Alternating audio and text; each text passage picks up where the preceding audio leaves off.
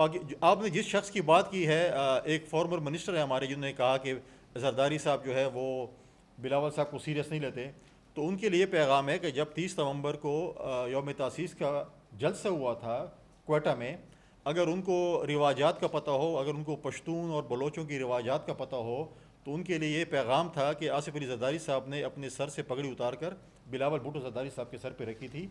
ये एक silent message था। और सीरियसनेस तो हमारा अपना काम है, लेकिन उस शख्स को भी PMLN ने इतना सीरियस नहीं लिया। 16 महीने उनको सिर्फ वजारतें दी कि आप प्रेस कॉन्फ्रेंस करें, उनको कोई महकमा नहीं दिया। कोई महकमा था उनके पास? नहीं था।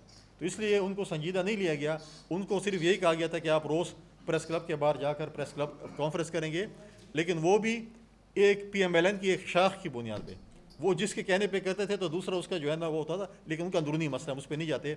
लेकिन हम संजीदा या नहीं हैं। बिलावल भुट्टो जरदारी साहब इंशाल्लाह हमारे जो है वज़ीर आज़म के उम्मीदवार हैं। हमारी ख्वाहिश होगी कि हम 2018 का रिप्ले करें, आसिफ अली जरदारी साहब को इस मुल्क का सदर बनाएं और बिलावल भुट्टो जरदारी साहब को हम इस मुल्क का वज़ीर आज़म बनाएं।